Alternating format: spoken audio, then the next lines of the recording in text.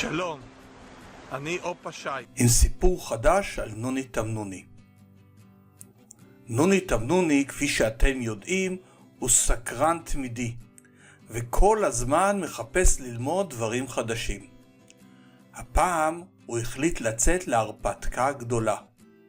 לעזוב לזמן קצר את בית הגידול הרגיל שלו, שונית האלמוגים, שם הוא יכול לחפש ולהתחבא בכל הנקיקים, ולשחות לקצה השונית לאזור החול שליד השונית.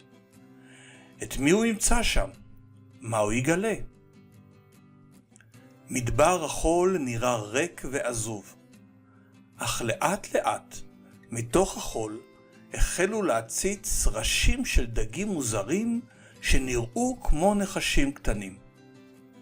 נוני הסתכל בסבלנות כיצד עולים הדגים הארוכים הללו מתוך המחילות שלהם ומתחילים ללקט פלנקטון מהמים. הם ממש נראו כמעין רוקדים בתוך המים. אלו גנונים, לחש לו אופה מרחוק. גן של דגים דמויי צלופחים. הם שוכנים במחילות בכל הים וכמעט ולא עוזבים אותן. הגנונים מוציאים גוף ארוך ומתכווננים מול זרם המים ללכוד את יצורי הפלנקטון הזעירים שהזרם הביא אליהם. בשעת סכנה, אם מגיע דג גדול, הם פשוט חוזרים לתוך המחילה ונעלמים מהעין. נוני הסקרן התקרב אל הגנונים, והם כמו במטה קסם נעלמו בתוך החול.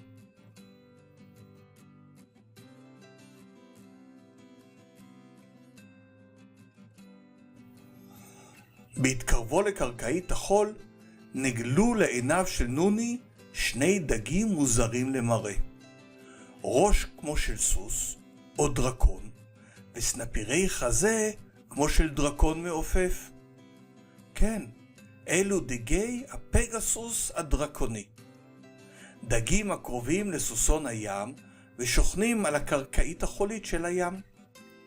תנועתם איטית, והם מסתמכים בעיקר על הסוואתם. תראו כמה קשה לראות אותם אם הם לא היו שוחים. בשעת סכנה, הפגסוסים פורסים בבת אחת את סנפירי החזה שלהם ליצור צורה מפחידה. הפגסוסים הדרקונים הם זוג לכל החיים, ולכן הם שוחים יחדיו ומחפשים מזון זעיר על פני החול. מהופנת מהפגסוס הדרקוני, מבחין נוני בזווית העין בדג שנראה בורח מטורף ענק. הדג שחה ימינה ואחר כך שמאלה, מנסה להתחמק מהטורף, והטורף ממשיך לרדוף אחריו.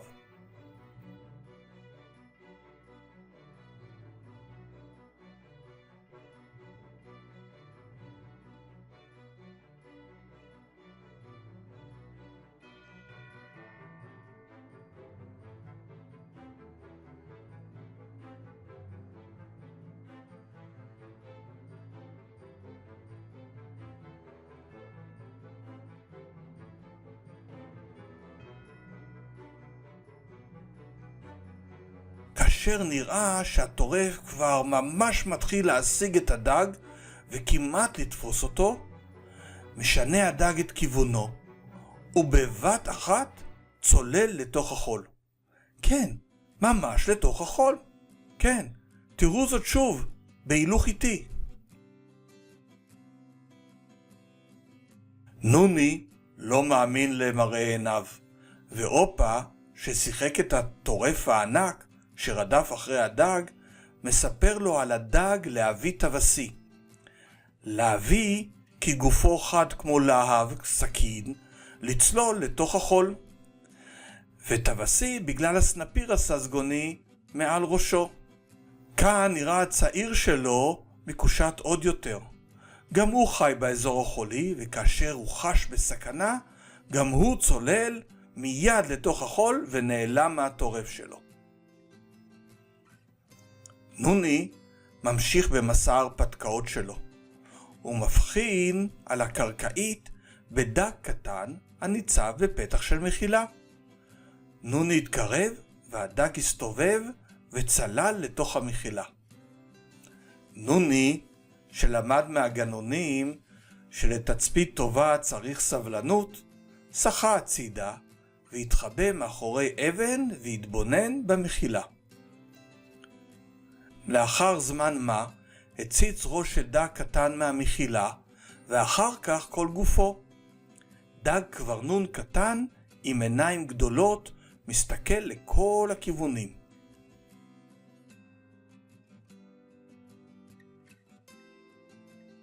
לאחר זמן קצר פתאום הופיע סרטן ארוך בטן מאחוריו עם צבת אחת ענקית יחסית לשנייה. הסרטן נשא חול בצוותותיו ונראה כמסדר את המחילה. לסרטן מחושים ענקיים שאחד מהם כל הזמן היה מונח על סנפירי הדג. אלפי שאלות צצו בראשו של נוני והוא פנה לאופה. מה הסיפור כאן?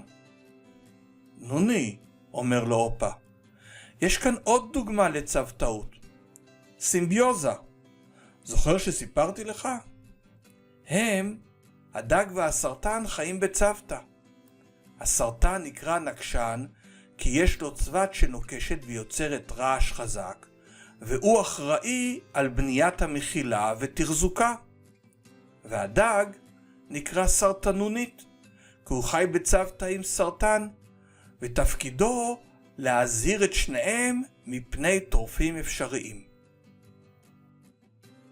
נוני מסתכל על מרחבי החול בעיניים אחרות.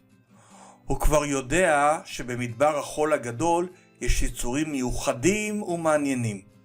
גנונים,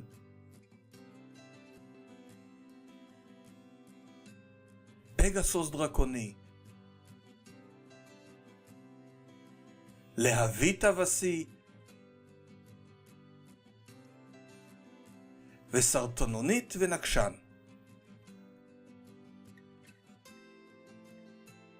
להתראות במפגש הבא.